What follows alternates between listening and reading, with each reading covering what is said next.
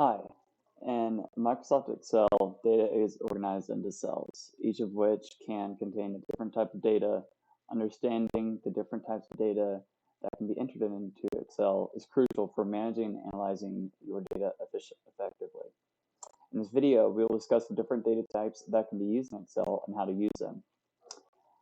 So we have the integer. Some of you may remember this from K-12. For those of you that don't, integers are numbers without fractions or decimals. The right side shows examples. Please feel free to pause if you need more time to look at those after each explanation. So float, most commonly referred to as double or decimal. Float or double data is any number with decimal places. Double is not just two decimal places. It goes on to, I think, 15. A common misconception. All right, then we have a string. So a string is any combination of letters, numbers, and symbols that is a not recognized date, time, or number format. Text is commonly used for labels, titles, and other non-numeric data. All data types can be read as a string in Excel. Sometimes this can cause issue for use of the data in complex or even simple data analytics, automation, or other cases. So here we have these previous numbers, and right now it's being read as a string. It's a general, no specific format. So changing it to a number and sending it over to decimal places, that would make it an integer. We'll go into conditional formatting and other things later on, but in this case, any number can be read as a string or any text. So, for example, I have this number. I have the raw number here. That would typically be read as a integer or as float, so as a number. But if you change it over to going into changing the formats of the data, going in special phone number, it will change the presentation of that, and now it's being read as a string. So Boolean is the next one, and Boolean data is a form of logical data that can only have two possible values, true or false, or 0 or 1. This type of data is commonly used for conditional formatting and calculations. We'll go more into that later. So an array is the next one. While not specified in Excel data format tab and this dropdown or more number formats, it is critical to understand what an array is for several forms of data analytics, modeling, and other backend workflows. So over here, I have examples of a one-dimensional array and a two-dimensional array. Here in the one-dimensional array, you have these entries in the array, and we don't necessarily need, these wouldn't be shown in the array, but you would know that with it being one row and just columns of data. And so rock is a 0 entry, jazz 1, and this is how you would reference to those. Very similarly, the two-dimensional array is how you would reference certain entries. And so we have our categories is zeros, and each entry as being starting with 1, 1, which is Bon Jovi.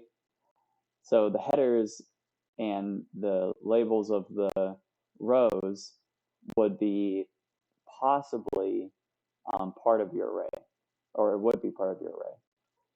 So if you have labels like these are 80s, these are contemporary, that is still a point in the array. So here you read it as referencing it as an array. This would be data entry column 1, and then data entry row 1.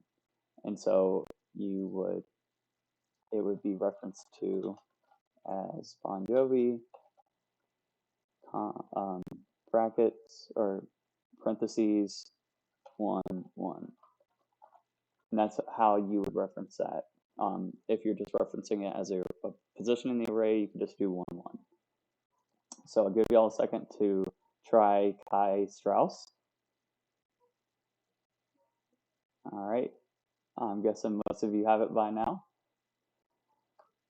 Yep. So for that one, let's pretend we're just trying to reference it as an array. It would be 2, 3. Or the data point is Chi-Strauss 2, 3. All right. Moving on. So date is just the date entered in any month, day, year format. That's all the data that's there. And so time, as you can guess, is just a time. And turning it into general, you'll see that that's what the time is out of the day. So keep that in mind when you are looking at data.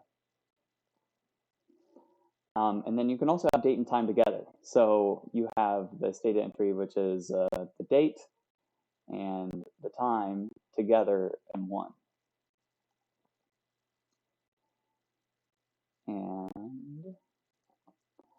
And so when they're put together like so as a combination, even if you change this here in Excel to just show the time, so right here you see it's showing the same time, or to just show the date, you still have that data here. It's still there. It's just showing that. So in order to have it be just the time or the date, you would need to manipulate the data using an Excel formula or using some other method. So understanding that is critical to a lot of different operations whenever you're dealing with data.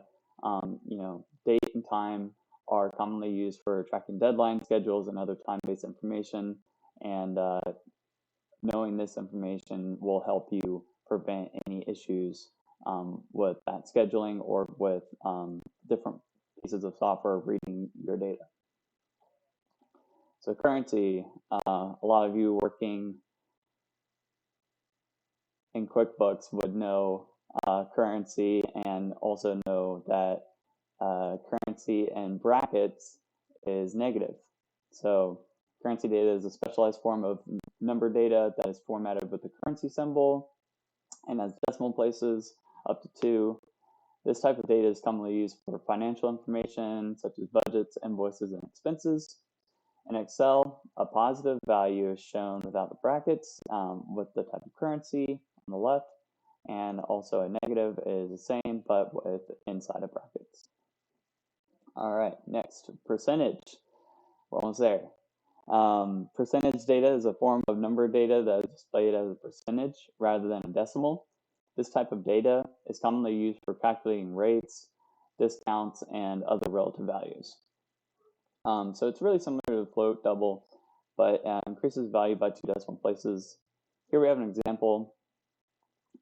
As a float, this number would be 200, but showing it as a percentage, it's 20,000%. So if I were to change this to a number, you'd see it is 200 number, aka float double, as we went over before. Change that back to percentage. And last, we have the blank. Specific use for SQL nulls. Don't worry about that for now. And something we will be paying attention to later on in the course and formulas is how Excel functions off of the as blank or blank formulas. So, well, thank you all for this segment. I'll see you in the next one. So understanding the different data.